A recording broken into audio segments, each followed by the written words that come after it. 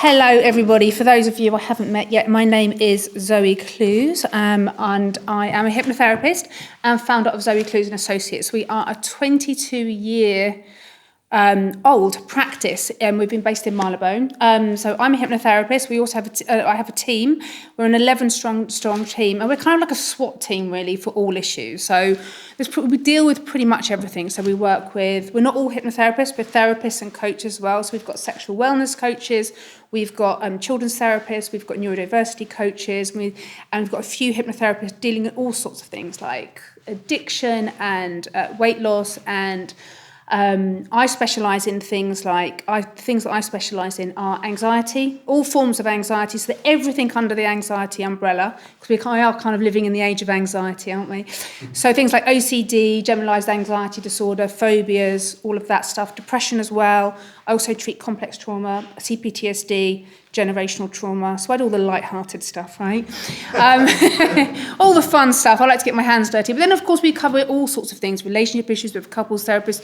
So we've got this really amazing team that's like a SWAT team for all of your psychological, emotional, relational, and neurodiversity issues. And today, I wanted to talk about hypnotherapy and the power of hypnotherapy, because hypnotherapy changed my life. I've seen it transform so many people's lives over the 22 years I've been in practice. And so much of the time we have something and we think we can have this real limited belief about ourselves. I used to have it and it was like, oh, this is just how I am. Or this is, that's just me. Or, I'm not lucky. Or, oh, it's all right for them. I always said that, oh, it's all right for them. They've got this and that.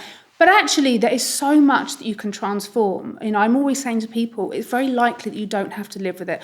Obviously, there are contraindications to hypnotherapy. We don't treat the things, more serious psychiatric things, such as schizophrenia, psychosis, but if anything under the kind of neurosis umbrella are the sort of things that we look after. So there's lots of misconceptions about hypnotherapy. Some people think it's mind control, and they've seen stage hypnosis, and they see people on stage thinking a broom is like a really hot chick, or they see people thinking they're a chicken. And actually, I did train in stage hypnosis, so if we've got enough time, we can do a bit of that. No, I'm joking. I won't do it today. It's not the right time and place. But hypnotherapy is a master tool, and it can be used for so many things. It's so transformative. So I thought I'd start by talking a little bit about the difference between the subconscious and the conscious, because they're such different animals. So we have our conscious mind, which is our rational, logical mind. It's the part of your mind that's listening right now to everything I say. And then we have our subconscious, which is a completely different animal to our conscious. It's not rational. It's not interested in that. It's emotional. It's all about safety, and it's far more powerful than your conscious mind. If you think about dreams, you don't have rational dreams, do you? You're usually quite crazy, because the language of the subconscious is metaphors and emotions, and it's trying to get you to process things. And I'm going to talk about the subconscious in terms of a good way of understanding it is it's got sort of its character, it's got four main features. Number one, it's your inner protector. So it wants to keep you safe, and it will prioritise what it believes is your safety over everything. Now, that would be fine if it understood time, but it doesn't understand time either. So your subconscious doesn't understand time. So our conscious minds understand linear time, but your subconscious mind thinks everything that ever's happened to you is kind of still going on, which is where phobias come from, which is where trauma comes from. Because you know the expression, once bitten, twice shy. Your subconscious is once bitten, forever shy. Yeah? So, you just have to have a bad flight once for someone potentially for them to get a really bad flying phobia. Because if your subconscious mind doesn't think it's safe for you to do something, it doesn't matter what that thing is, whether it's starting a new relationship, starting a business, presenting publicly, giving up an addiction, or if it doesn't think it's safe for you to stop doing something that you might be finding detrimental, like overeating, if it thinks that actually, overeating, for example, is soothing to you, using it to regulate your emotions. So if you want to start doing something or stop doing something, and you've struggled with that despite your best intentions, it means that it's a subconscious problem. And I only deal with subconscious problems because if it's a conscious problem, we just decide, oh, I'll stop doing that thing, or I'll start doing that thing. So everyone I see for a subconscious problem. That's why I treat things like banana phobias, fear of ducks, everybody, all sorts of things. That's a phobia which is There's a phobia called anatidophobia, which is their belief that it's a phobia that you have a fear that somewhere a duck is watching you. It's really strange. Over the 22 years, I am mentally unshockable. So every single problem I treat is subconscious. So, so your subconscious, just to recap, it's your inner protector.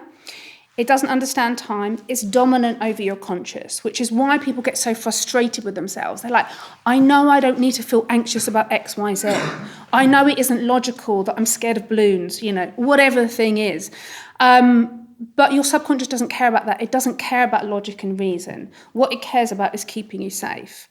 And it is your emotional centre. It generalises. So let me give you a good example that kind of sums up all 4 characteristics of the subconscious. If I was bitten by, say, an Alsatian as a child, by an Alsatian dog as a child, my subconscious mind will then think, I need to keep Zoe safe. So what it does, it sets up a phobia to protect me. And it can be 30 years down the line that this phobia kicks in. Suddenly my subconscious thinks, I don't like that dog. And because it generalises, I'll be scared of all dogs. I'll be scared of chihuahuas, dogs that really, really aren't scary. And, the subconscious will start to limit me, and it might say, don't avoid parks where there's dogs. I'll start to, and if you don't face anxieties, they tend to really shrink your lives. This is why people become agoraphobic, right? Because they just avoid it. Because we all avoid, when things are scary, we avoid them. But anxiety loves avoidance. And a lot of the time, it isn't enough just to push yourself through fear on your own. You need support, and you need to talk to the subconscious. So whenever I'm working with someone, I'm talking to their subconscious. And that's what hypnotherapy is for. And you can use it for so many things: eating disorders, anxiety, stress, phobias, addictions, all children's issues, habits. Its use is kind of unlimited, like I said.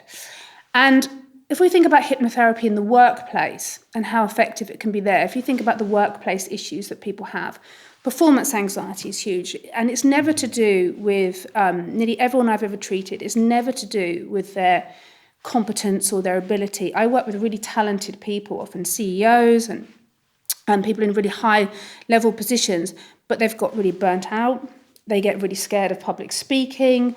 They've, like I said, the subconscious is once bitten, forever shy. Someone can have presented all their life and have been really stressed, done a presentation, their subconscious mind suddenly decides this isn't safe for them to do this presentation anymore or speak publicly, and then they get nervous about doing Zoom calls and all of that stuff. So hypnotherapy is great for any form of anxiety because all anxiety comes from the subconscious mind.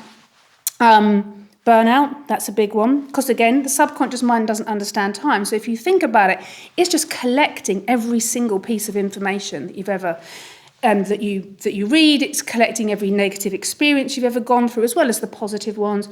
So often in hypnotherapy, people are able to access memories that we go around consciously remembering everything all the time. But people in hypnotherapy are able to access the things that are driving the problem that's going on in the present. Imposter syndrome, that's another one. It's so common, and the people I see for imposter syndrome are nearly always so high achieving, but they still got this belief inside that somehow they're not good enough. Burnout, stress, performance. We work with corporations as well as individuals on all things. And a lot of what's driven in the subconscious mind, the fears, the anxieties, is down to beliefs, So we're born, we're kind of like a sponge. From between the ages of 0 and 9, we don't actually have a conscious mind. We don't realise that things aren't our fault. We don't realise if mummy and daddy break up, it's not because I'm a bad girl. We don't realise that we're not responsible for everyone. We kind of think everything's about us. And if you grow up in a home that is difficult, challenging, you have a lot of adverse events, or perhaps just you're bullied at school, things like that, all these things have a huge, huge impact on our tender psyches from a small age. And then they become a belief, and this is what we call believe the false self in psychology. You can believe I'm not good enough, the world isn't safe, I'm unlucky, no one likes me, I'm never going to be happy. And these beliefs kind of sit there in your subconscious. Now, you don't always know that they're there. That's what's so interesting about hypnotherapy. You only know that you're stuck. Most people don't come in saying, I've got this belief about myself. They just say, I experience anxiety when I try to move forward in this area of my life. And that can be romance, finance, work, health, anything. So a lot of the time we're working with beliefs. We're asking the subconscious, what are these beliefs that are driving the issue that's going on? Carl Jung says all neurosis has its reason in legitimate suffering. So a lot of the time we're working with people that are presenting with one thing, and actually underneath it there's a lot of stuff that is unprocessed. Probably similar to how you find you're presenting with a symptom. The same that happens with the body is with the mind. And using that example again, the mind, just like the body will let you know if something's off. It will start to grumble, complain, or something more serious perhaps.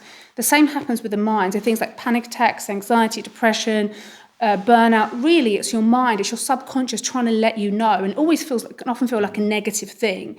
It can feel like, why am I getting so anxious about this thing? Why am I feeling so depressed? But actually, it's your subconscious mind trying to let you know there's some things that need to be resolved. There's beliefs about yourself that need to be metabolized, transformed, and changed. And you can change so much. That's what's beautiful about hypnotherapy. It really is so powerful, and its use is unlimited. A lot of the time what's happening is this. Consciously we want X, Y, Z. Or consciously want to stop doing X, Y, Z. But subconsciously, the opposite is true. So if you want true freedom, what you need to do is align your conscious with your subconscious. And that can take some time. It's not instantaneous, depending on what you've gone through. Because remember, we're all subject all the time to different messaging, layers of messaging as well. So you get it from childhood, you get it from parenting, you get it from your peers. We've got the media. We're not designed biologically to be in touch with this many people on social media, let alone all of their opinions, which are sometimes rubbish a lot of the time. All this misinformation, all this information, we're not designed. So of course we're getting burnt out and overloaded because the subconscious holds onto that. So hypnotherapy is fantastic for clearing out the kind of cache, if you like, lightening the load of everything you've absorbed over the years, and lightening the load of all the messages that aren't even yours as well. Because we inherit our parents' unhelpful beliefs, sometimes our friends. We're like sponges. We become less sponge-like as we grow older, but still we are living in a time of information overload, so we're always absorbing. So it goes back to that thing of kind of really looking at, okay, what's driving me here? What's restricting me? If we're trying to move forward and we're stuck, it's because something's going on subconsciously. It's pulling you back at some level, and you can use it for everything. So one of the things that I'm going to offer you all today is at the back there is a sheet with 2 barcodes on. If you QR codes, sorry, not barcodes, not in a supermarket. If you scan with your phone, one of them, it gives you my business card with the website and everything on there, what we do, and all of the team and all the different things that we offer. And the other one is a link to sign up, and then I will send you a free deep sleep recording so that you can experience hypnotherapy in the comfort of your own home. Because people are sometimes a little bit nervous about hypnotherapy, and enjoy. Just don't listen to it when you're driving. Someone called me once, is it okay to listen to in the car? And I was like, definitely not. So have a listen to that and have your own experience of hypnotherapy and have a really nice and restful sleep. And I just wish you all a very positive journey of being able to transform your own lives and continue to move forward free of anything that's holding you back. It's perfect. Yeah.